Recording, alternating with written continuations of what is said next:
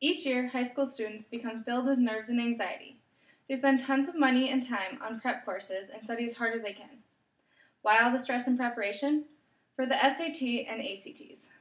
These tests are usually the main aspect of an application or transcript that admission staff at colleges looks at when deciding on which potential students to accept.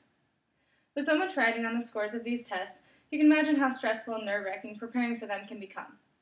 College admission should consider the numerous reasons why SAT and ACTs should only be one of the many factors that determines a student's acceptance or rejection from the college of their choice. SAT and ACT scores should not carry so much stock because it may be hard for students to do well on the exams. SAT and ACT scores should not carry so much stock because the tests are standardized, but high school and college courses are not. SAT and ACT scores should not carry so much stock because the tests are biased. My first point is that it may be hard for many students to do well on the exams. SAT and ACT scores should not carry so much stock because it may be hard for many students to do well on the exams. According to the American Test Anxiety Association, 16 to 20% of students have high test anxiety, making this the most prevalent scholastic impairment in our school systems today. Another 18% have moderately high test anxiety. Students with high test anxiety perform around 12 percentile points below low anxiety students. This gives students with anxiety an extreme disadvantage to testing. In a student's high school career, the most common stressors they face are exams, schoolwork, and grades. Now that I've talked about how it may be hard for students to do well on the exams, my second point is that the tests are standardized, but high school classes and college courses are not.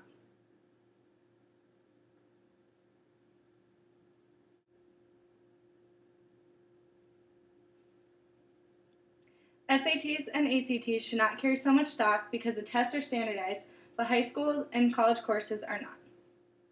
Although the SATs and ACTs are meant to reflect a student's potential capability to do well in college courses, they do not measure things like motivation, perseverance, or work ethic.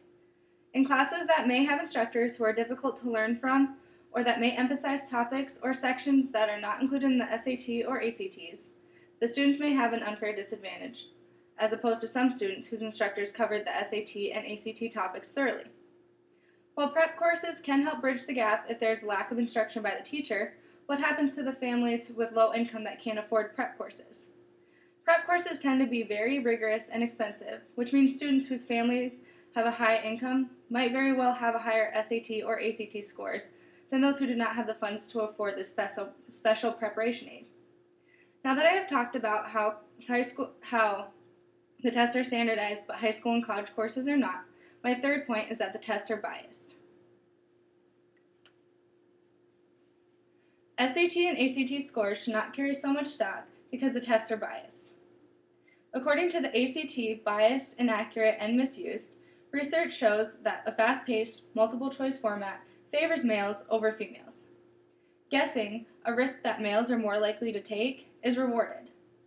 Since multiple-choice items do not allow for shades of meaning, they work against the most typical female thinking style.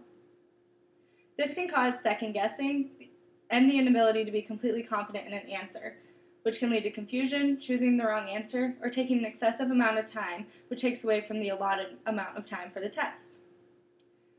Also from the ACT Biased, Inaccurate, and Misused, in 1962, Mississippi's Higher Education Board instituted a minimum ACT requirement for admission.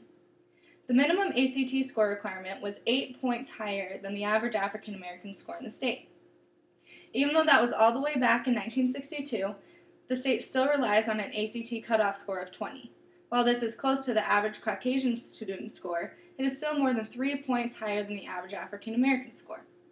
This is how the SAT and ACT are biased.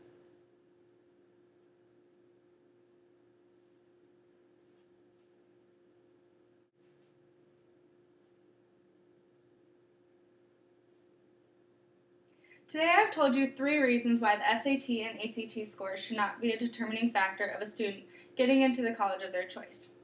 It may be hard for students to do well on the exams, the tests are standardized but high school classes and college courses are not, and the tests are biased. I hope I have helped you all see why there should be other factors taken into consideration when going through potential students' applications for college. Some other factors could be high school grades, high school attendance, extracurricular activities, and reviews and comments from high school teachers. This could give the colleges an insight into the students' work ethic, perseverance, and self-motivation. Taking away the importance of single exam scores like the SAT and ACTs would give students who have disadvantages more opportunities to be accepted into the college of their choice and could help them be less discouraged when their test scores are not what they had hoped. Thank you.